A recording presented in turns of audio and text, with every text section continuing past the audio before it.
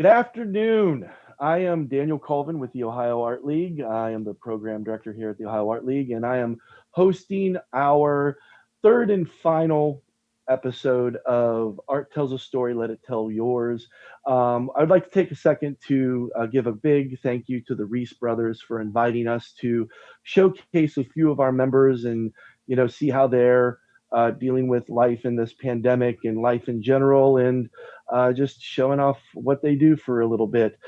I am here today with Chaz and Margarita O'Neill. They are one of talented uh, husband-wife teams, and I am super excited to be able to spend a little bit of time with them this afternoon. And so we're just gonna jump right in. How you doing, guys? Great. Good, Happy to be Daniel. here. Yeah, thanks. Nice. Having I'm going to start by saying I was really entertained just a few moments ago when Margarita started the interview by totally momming Chaz and telling him like how to sit and uncross his arms. It's like you look like a pouty Walmart guy. It's like just uncross your arms. So serious. Yeah. No, that didn't. Yeah, no. Okay.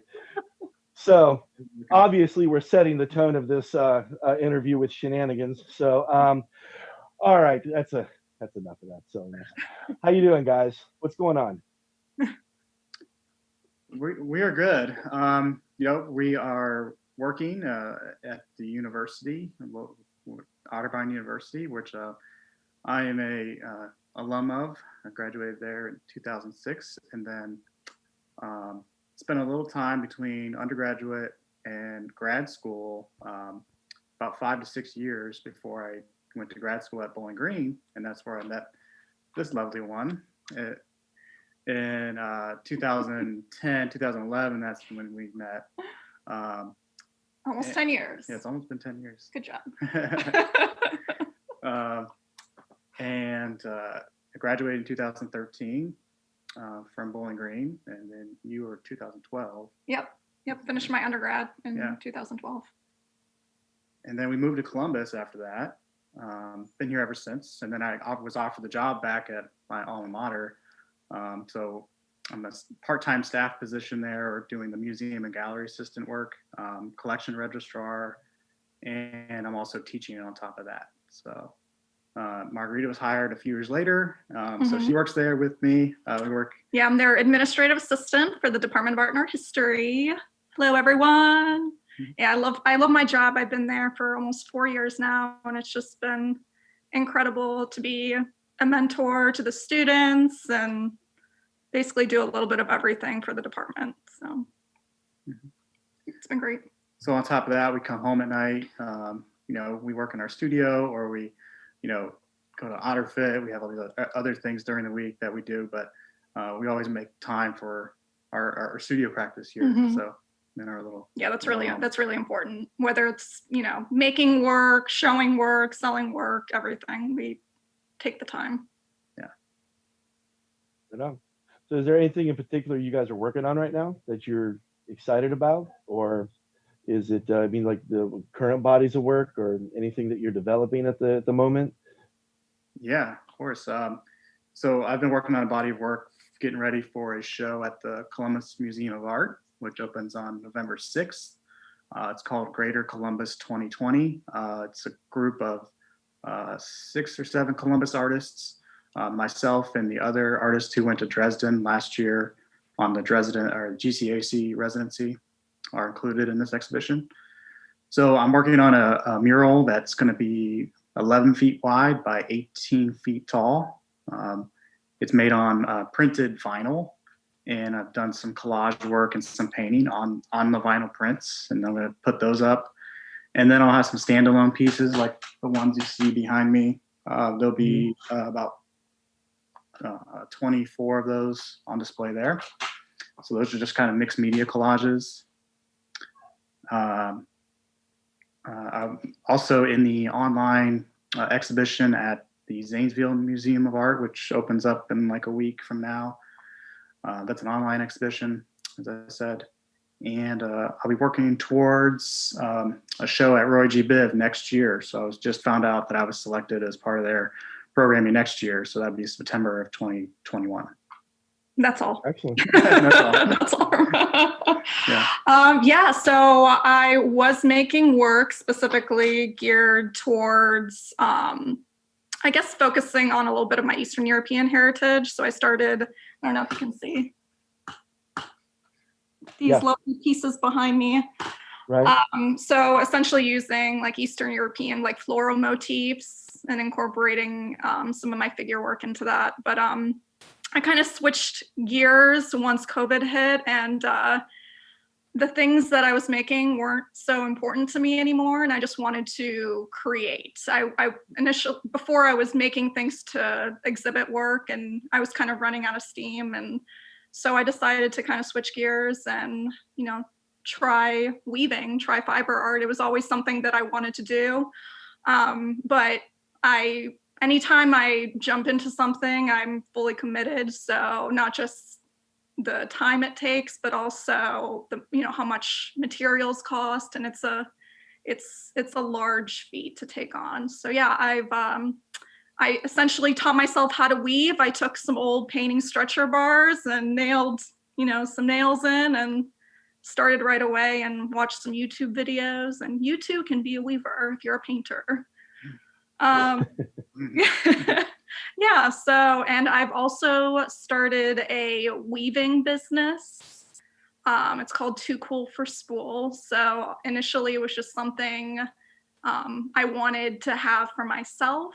I could make work, sell work, no pressure whatsoever, but it's been really good and really therapeutic, actually, especially when we were in quarantine.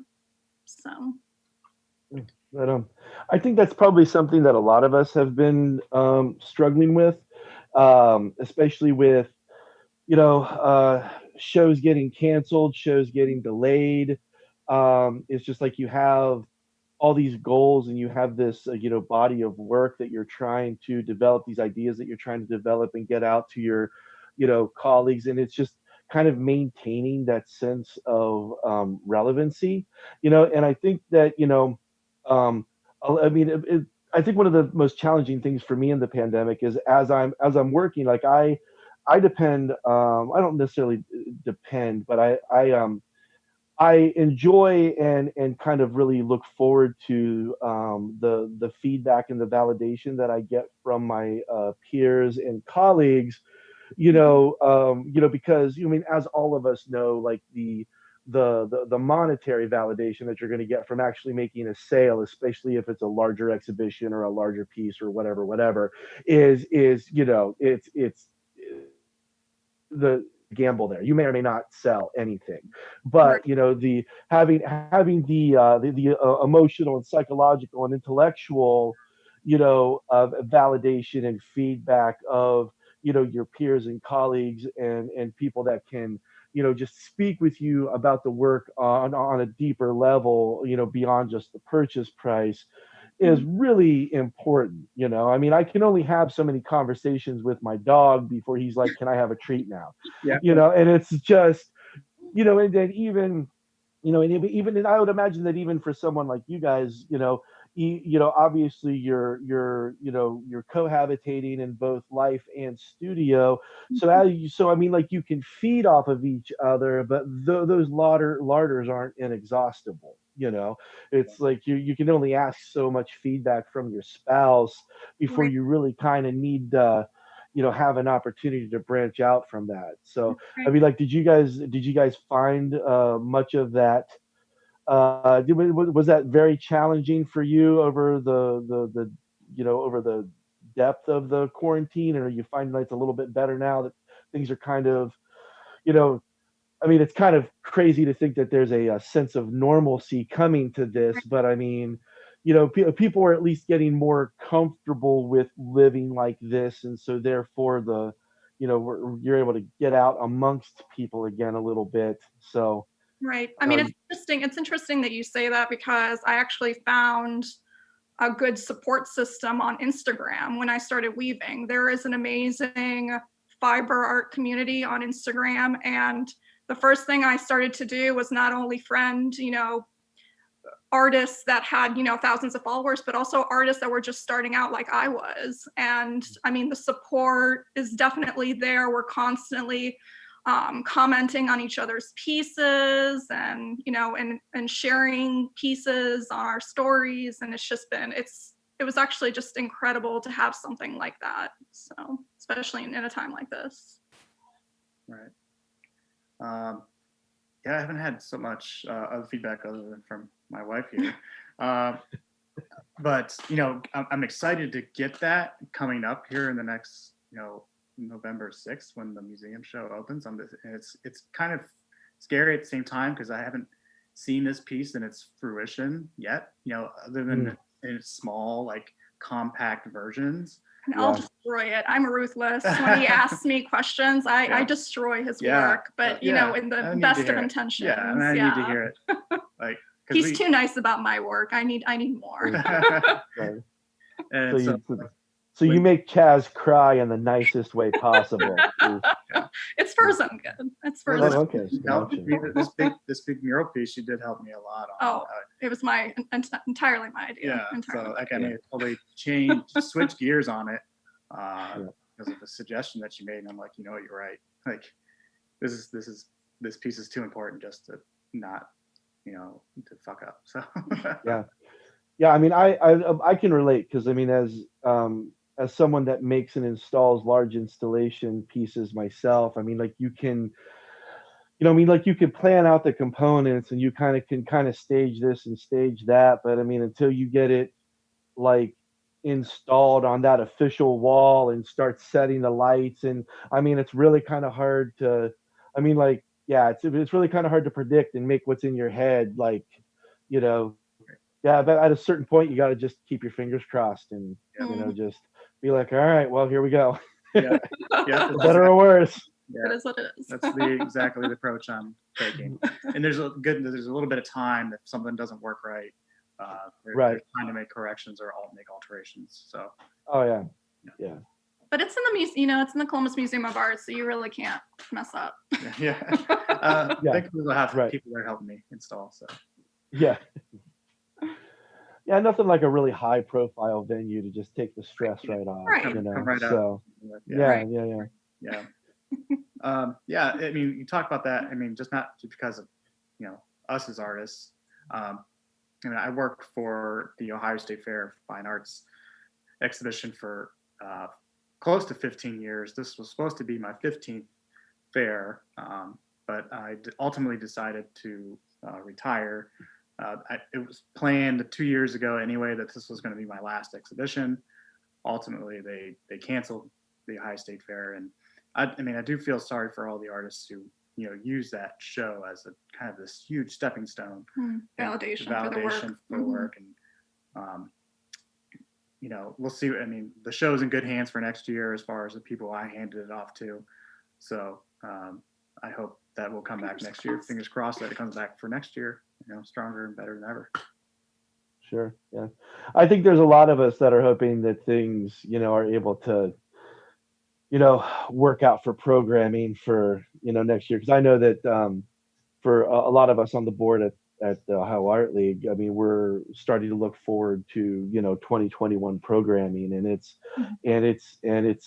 still, there's still a lot of unknown variables out there. I mean, like the most we can do is just try to make our plans and see what happens, so that's that I think everybody administratively is kind of in the same boat.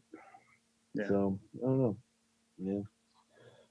Cool. So a little bit ago you mentioned the Dresden show. Did you want to talk about Dresden a little bit? Oh, sure. You were there for months, so I mean, like, you don't have to give us like a day-by-day itinerary, anything. Yeah. But I mean, for anybody else who might be watching this or might not know about the program, or just find a little bit of inspiration from what you all experienced over there, and then I also think since you do have this show coming up at the museum, it'll give it a little bit more context, whenever they go to take a look at it. I mean, what do you think your big takeaways were from over there? Well, So I did a lot of hiking through like the region there in southeastern Germany, and I did when I wrote the proposal to go for the residency. I did talk about that I wanted to look at the rock and like geological formations of the area, and see how like glacier activity there created and carved the landscape in relationship to how Dresden and Eastern Germany was leveled in World War II. I know they're kind of two separate things, but one was kind of a natural erosion of the landscape, and one was a man-made erosion of the landscape. So those are the kind of things I was kind of like interested in. I know it's kind of a long connection, but that's what I wrote about in my proposal. But when I got there, I still did do a lot of the hiking and examined a lot of the rock formations and like the national parks and stuff they have there. And I went to a mineral museum in a town called Freiberg, and it was called the Terra Mineral. And a friend drove me there. We had to take it by car, and I was just amazed by like the museum and like all the mineral artifacts that they had there from all around the world. And I must have taken like over 200 photographs while I was there. And one of the photographs that I took actually is kind of the origin for this piece that's going to be at the museum. So the photograph is of this close-up of this mineral, this rock, super detailed close-up. So that's the photograph I used over and repeated over like 60 times in this piece. So that's how that is influencing the work today. So as far as the program goes, GCAC chooses 2 artists every year to exchange it with the Dresden. There's 2 arts councils in Dresden, but they send 2 artists to Columbus every year. So there's 2 artists going there and 2 artists coming here. And I was lucky enough to get chosen last year with my counterpart, Derek Gill, who also went before me last year. We went, to Europe last year. So it kind of backing up a little bit. I was also fortunate enough to win the Ohio Art League Spain Residency Award prior to getting the GCAC award. So in essence, I won 2 residency awards back to back within like 3 weeks of each other. So unheard of. Yeah. So we went to Spain first. The place we went to is called the Cancerat International Artist Residency. Mm-hmm. And we lived in this house, kind of this villa in the bottom of this ravine in El Bruc, Spain, which is about an hour outside of Barcelona. Mm-hmm. It was amazing. Yeah. Up there for about 4 weeks. She was there about 18 days or so. Mm-hmm. We lived there with, like I said, about 16 other artists, writers, musicians, yeah. Writers, visual artists from all around the world. And the place changes over every month, so different people come and go. So we're able to go there and collaborate and just make work, visit other cities like Barcelona, Sitges. We went to a monastery. We hiked up this mountain to a monastery. That was incredible. So we also had an exhibition there in the town of El Bruc, in the town hall there. We kind of put up this pop-up art exhibition. So that was really incredible with all the other people that we were living with. After that was over, the month there was over, I flew to Dresden for the 2-month residency there, which, I was there on my own, pretty much, way different from the Spain experience, being there in a house with all these people and there's so much activity happening. And then going to Dresden where I'm just basically parachuted into a city. I have like 1 or 2 contacts and that's it. So I'm really finding my way around in a country I don't speak the language. I know nothing about. I mean, other than what I've researched on my own. So putting myself in uncomfortable situations was something I was really had to get through immediately. Yeah.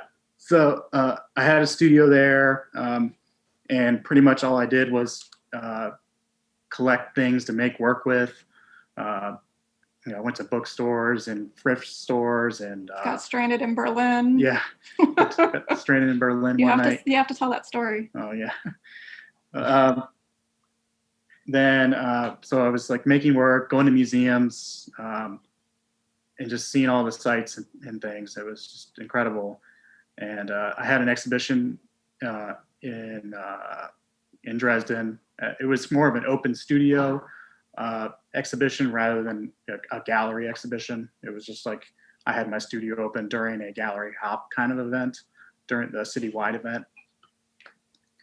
And then, so after that was all over, I packed home, got home right before Thanksgiving of 2019.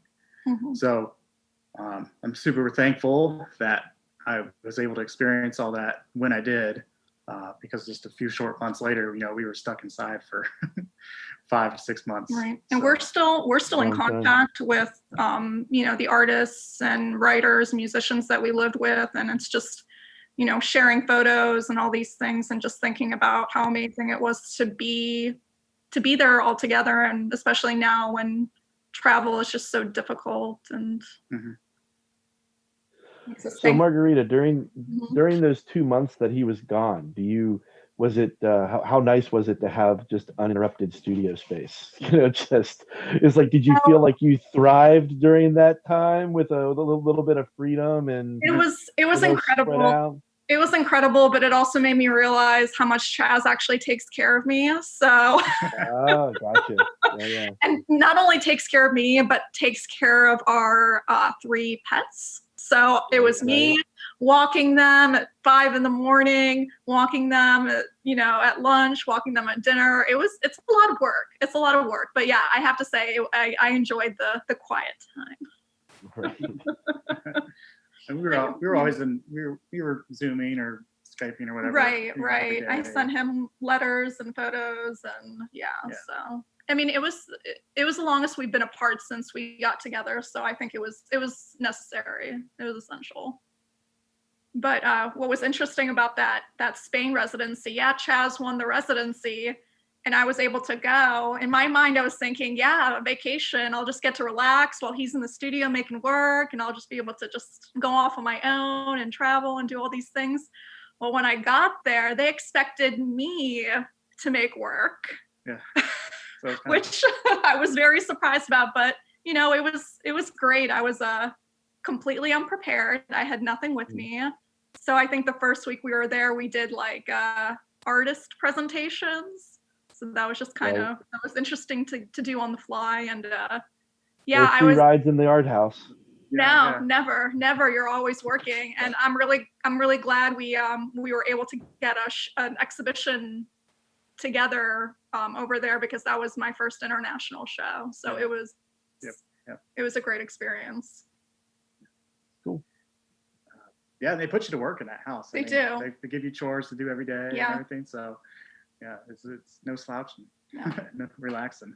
No vacation. Yeah. I really want to go back at some point. I've made the connection with the people that run it there, Sophie and all them, that, they do offer a person to go back as a group leader, and they get to stay for free in the house and do your own research work, but you're also the one in charge of the cohort that month.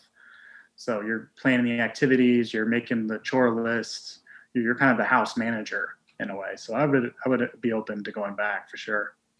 Yeah, same. Well, I mean, I think it would be ridiculous to assume that after spending 3 months abroad, well, for you, Chaz, 1 month for you, that it would have like no impact on your current work after that. And obviously we're going to see the fruition of some of that with the shows that you have coming up. But I mean, what do you guys think was probably one of the most significant impacts as far as the transition from the kind of work that you made before you had this experience, and then after you came back? I mean, like you're gone and then you come back and you're looking at all this stuff in your studio going, I need to rethink some of this.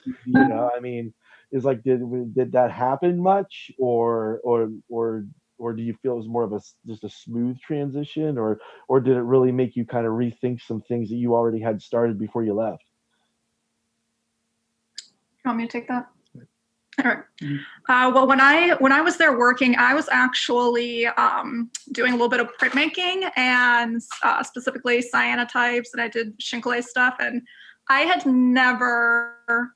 I'm not a printmaker, and that was all brand new for me. So that was a whole learning experience that was just it's incredible. An acquired taste. Yes, as a printmaker, I will say that it's an acquired taste. But they had this bodega that was just with two presses, one big press. It was just a beautiful space, and I had to work in there. I just had to. They had a painting studio upstairs, but no, I wanted to be in the printmaking area.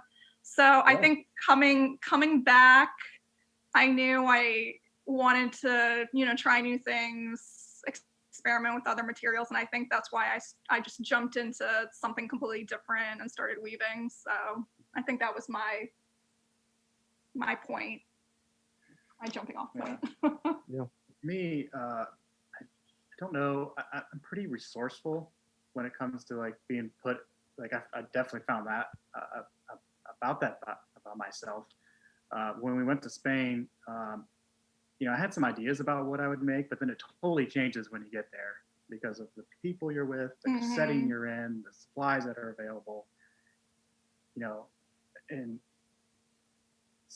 my friend Derek, who went to Spain, Dresden before me, and he told me just try not to come here with any expectations of yourself, and really, don't start working right away. Don't start working right away.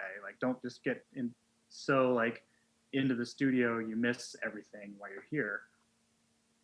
And so that was important to I don't think I spent more than 2 hours a day in my studio there. Mm-hmm. Other times I was traveling, seeing the city, visiting people. I made a ton of friends out there. So it was more, it was kind of more a vacation. It's a vacation for him. Yeah. But and I found out that I'm very resourceful, and that I can find materials at a pop-up yard sale, and try to find things that I can make work with, and then ultimately take it back home with me. That was another thing. Whatever I make there, I have to bring back with me. And I did ship some stuff home, but that's way too expensive. So we kept it small, on paper. Kept it small. Everything was small paper. The piece I made there was actually another mural piece made with. I painted my studio wall, and then I collaged onto the wall with all these cut paper, kind of magazines and ads and. Pamphlets and stuff that I found, old board games and things that I found at yard sales, and so I was able to cut that stuff up and then put it in a huge Ziploc bag and just bring it home with me. So it sits in my studio. I've used some of it up to this point since I've been home, but it's going to have another purpose eventually, and yeah. So I've always been curious about this with the way that the program is set up over there. Do they have is this the type of thing that's open to any media or any artist, and then they will find a place that suits what you need to do while you're over there? Or is there just one designated studio space for the program that everybody uses from year to year, and it's your job to make the most of it once you get there? It's kind of been a little it's been different over the years. I think this is like over 20 years. It started in like the mid 90s. I'm talking about the Dresden. Yeah. So the apartment, the place that you live is different than it used to be. It's in the apartment is actually very nice. So everybody stays at the same apartment as of right now. And you can get to pretty much the rail and the track system pretty easily. You can get around and everything. The studio space I had was the same that Derek had when he was there, but it was like in the basement of this building. So it wasn't really conducive to like, working during the day and all that, if you needed that. I didn't really need that. But if you were like a printmaker, they could find you a print shop. They had a few connections. If you were, I don't know, a sculptor or something, I think they would have to pull some strings to kind of get to find resources for you that way. But there was a print co-op there that you could definitely work at. And I was interested, but I never ultimately kind of got that far working in the print shop. Well, yeah, I knew that they had something to accommodate printmaking in some fashion, because my old professor, Chris Danagelis, a number of years ago, he was also a Dresden recipient. So, I mean, he spent, 2 years over there, before he went to Missouri.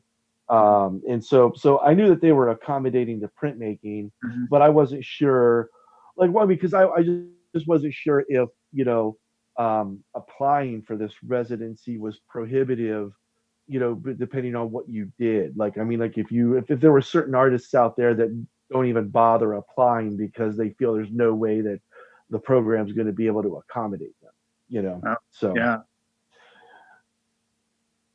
So, not that I expect you to have that answer. It's just a thought. I was just wondering, because it kind of narrows the field for competition. If ceramicists or sculptors or whoever, anybody who needs a, kind of whenever I was telling Margarita that I understand her pain.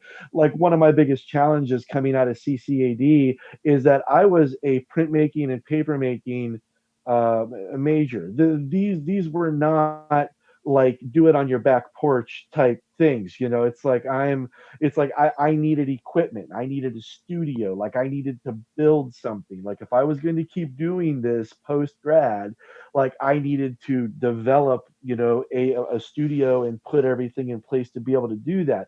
And, luckily over the last 20 years, I've been able to put all those things in place. But, anybody who has a very process equipment based art form, there's always going to be limitations. There's limitations to show, limitations to make your work, and limitations to the amount of opportunities that you're able to apply for. So I just wasn't sure how much it narrowed the field as far as competition to be able to get some of these residencies. And again, I don't expect you to answer that. I'm just saying. It's a curiosity thought. You don't have to reply. It's a redundant thought, I guess, is what I'm bringing up there. When you were talking about having access to presses and whatnot, especially now, we were thinking what would happen if our art students had to go fully virtual, especially our printmaking students. And our current adjunct, Ileana Sari, she's amazing. She bought all of these tortilla presses from Amazon, and she was ready to send them off with the students so that they can print at home. It's really incredible. You have to be very experimental and savvy, right. in times like these. You can accomplish a lot with a wooden spoon. Yes. Yeah. And all of these natural dyes in your kitchen, and you can print anything. And I mix my own inks to this day. It's so much more it's in the long run, it's so much cheaper, and you have so much less waste than you do in a 1 or 2 pound can of ink. Once you get the recipe down, for what you're trying to accomplish for that particular thing, you can scale the batches up and down.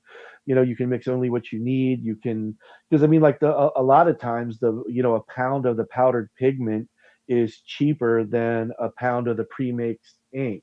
And and you can get pounds of mixed ink out of a 1 pound bag of pigment. Mhm. So Exactly, and it's better for the environment. So yeah, to a certain extent. Mhm. If you're there's nothing about a traditional printmaking that's healthy or environmentally friendly. Probably. But yeah, right. Yeah. Oh, probably why most of us are mentally compromised in some fashion or another. You just spend years absorbing that stuff, you can't help it. So I felt the same way after painting with oil paints for so long. I mean, you can only use those chemicals, and right, it's not good for you. yeah, yeah, but it is what it is. It's all part of being an artist. Yeah. Sacrifices to be made. Mhm. Pick and choose. Mhm. Cool. Well, what else? What else you guys got going on? What you got? Nothing. I, I don't know. I was lobbing you the ball. I was giving you a chance. I know. We failed. We failed. No, that's okay. That's all right. No, we've just So, been we've been working a lot. Both of us have 2 jobs on top of our practice, and yeah, I've just been, my weaving business has been very time consuming, from all the marketing that needs to be done via social media, and yeah, that's no joke. If a friend tells you to start an Etsy page and you do it, good luck. it is very time consuming to manage the Etsy page. Yeah.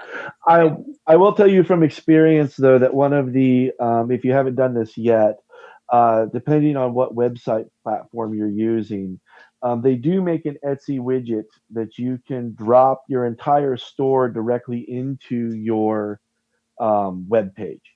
So then that way, whenever people go to your website, the whatever you put into Etsy will populate the store with images and information on your website. But when they click on the picture or the price or whatever, whenever they click on the item, it then kicks them over to the Etsy. So it opens up a new window and it takes you to the Etsy store.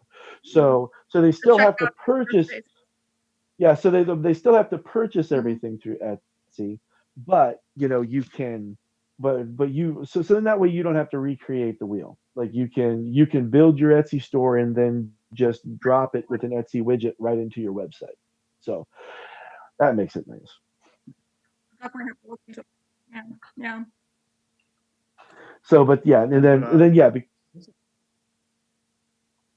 I'm sorry. Go ahead.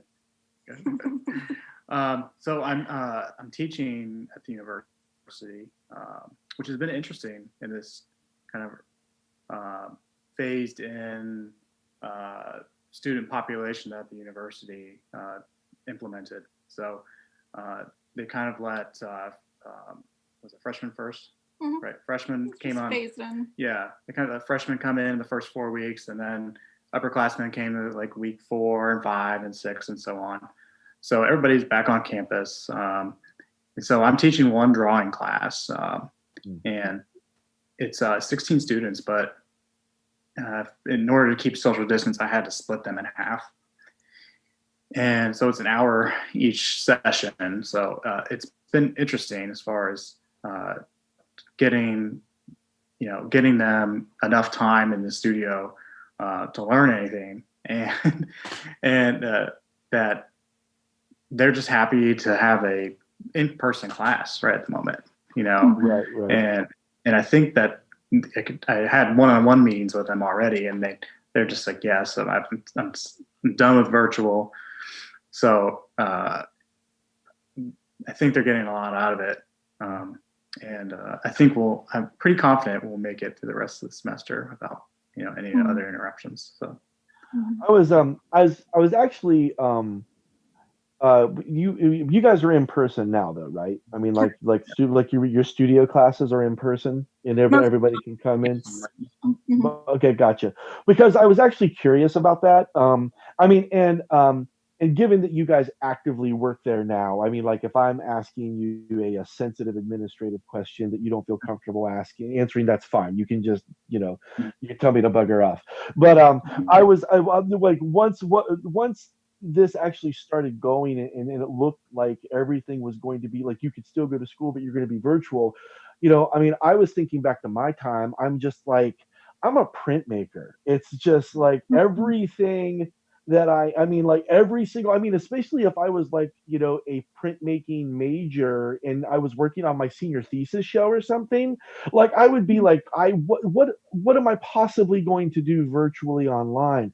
I mean, like in situations like that, were universities prepared to alter tuition costs or post or like postponed by a year, because I know that if I was going to be required to pay full tuition, but not have access to anything that I'm paying for, I would be like, Right, whoa, wait a minute. It's like, what right. am I paying you for? I So don't know if we were privy to that information, even if there right, was a change in tuition or whatnot. I yeah, definitely don't.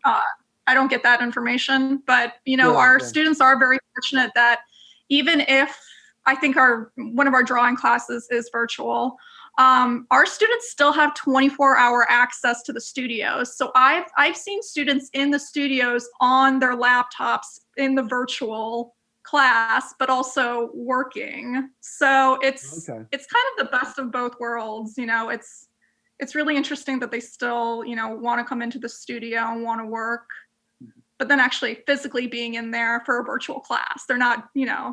in their dorm room for the class. So Potentially, it's so potentially, depending on how hardcore you were about it, you could schedule time to go work in the print shop. You would yeah, just have to maybe yeah, scheduling with limited amount of occupancy and blah blah blah. exactly. Yeah. Exactly. Yeah. Yeah. And we're very fortunate that, for as small as our department is, that we're still able to provide that space for our Well, students. see, So and that's actually not that much different from the way it used to be at CCAD because there would be set class hours, but then the mhm, last class every day was usually over by 8, I think, 8 or 9 at the latest. But then labs didn't close until 2.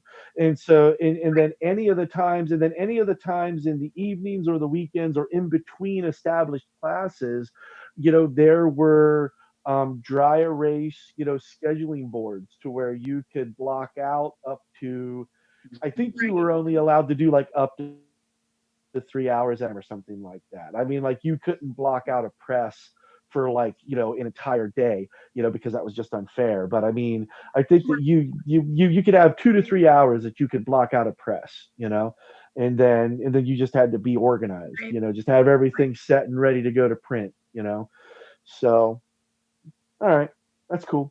Exactly. Like I said, it was And just a curiosity. we're also putting on the responsibility. Yeah. Yeah. On We're on also putting the responsibility on the students.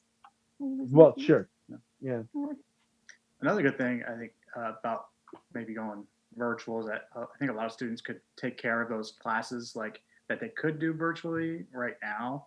Like you could do sure, your English, you can do your math, you can do your maybe some of the yeah, science or the other exactly, things. right, Take care of those in yeah, this semester, and that way right, when things right. come back, you can just hit the studio hard, studio Well, classes yeah, hard. there is always that too. I mean, like if somebody would have given me the option to just get all of my, you know, um, non-studio prerequisites out of the way in a semester over a handful of, online classes, I would have jumped on that.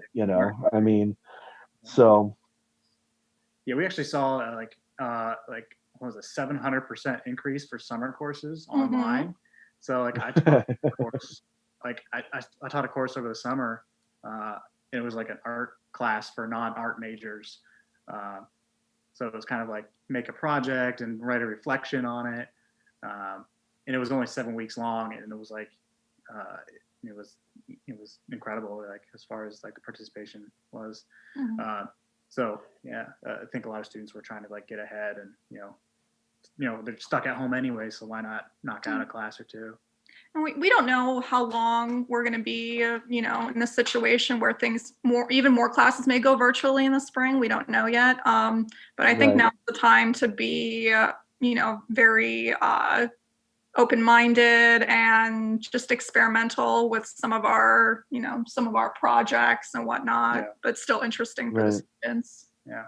Right. Even in the department, I actually work in primarily is the museum and galleries department.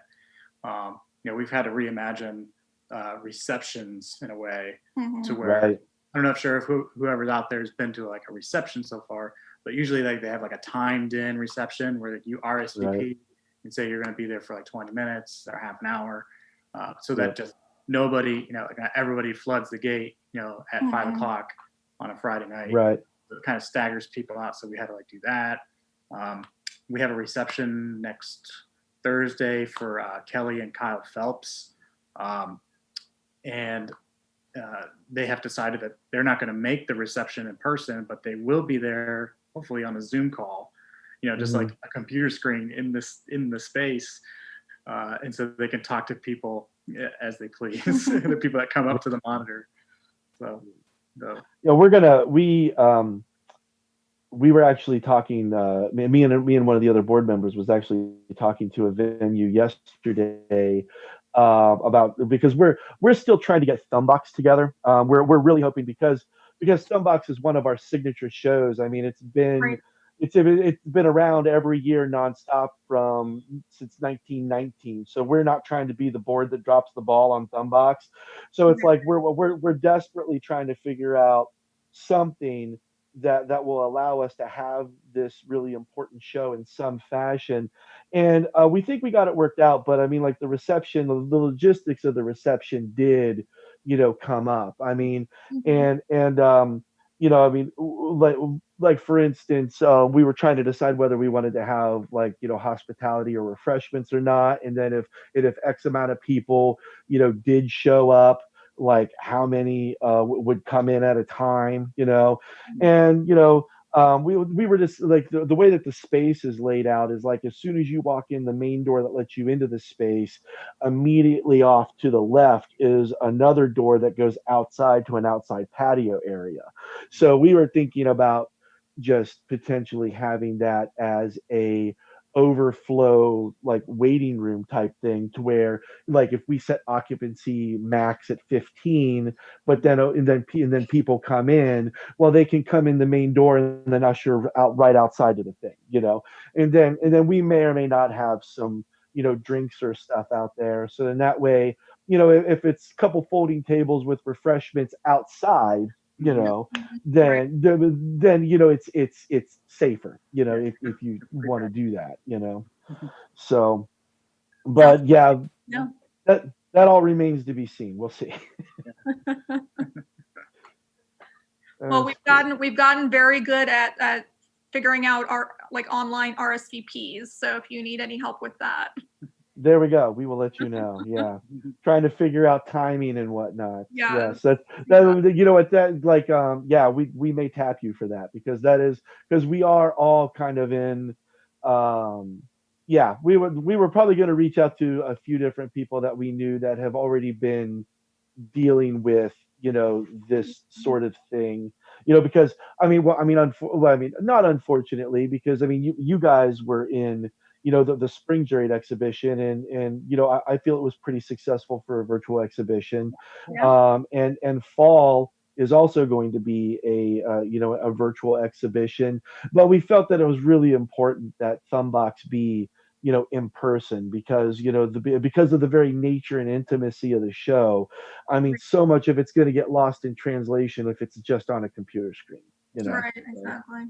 Yeah. So I mean, figuring out the logistics of that, we were actually going to put out a call pretty soon for volunteers to help out with some of that. So there we go. That's great. When does that happen?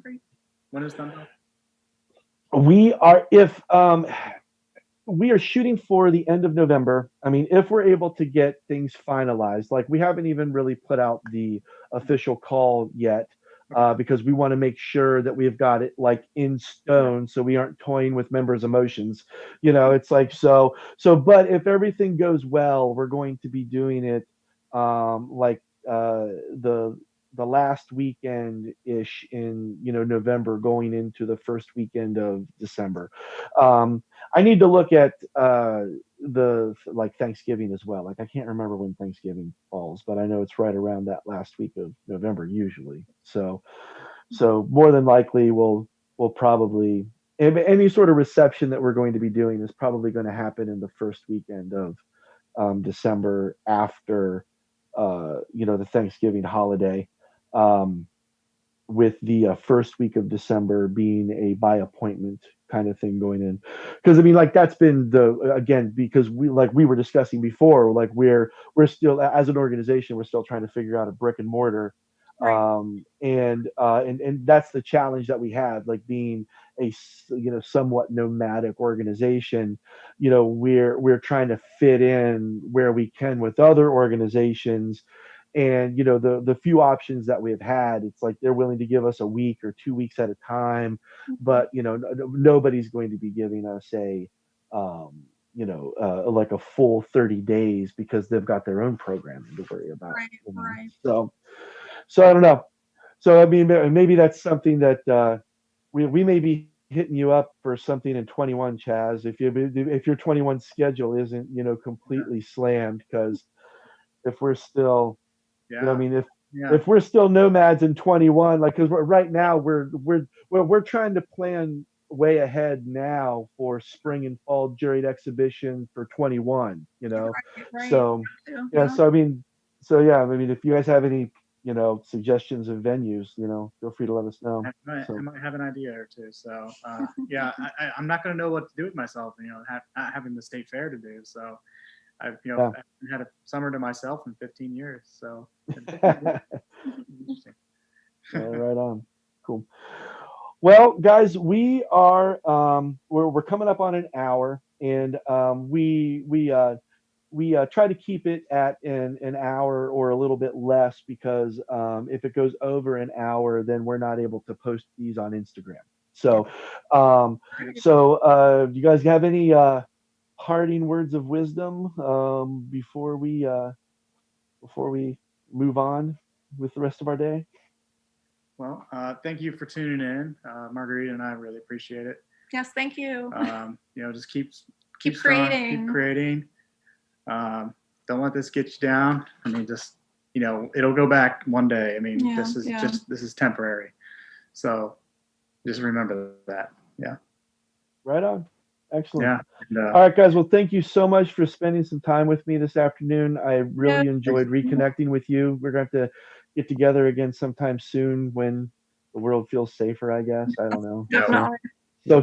Social distance, a happy hour, and get our old dogs together or something. Right.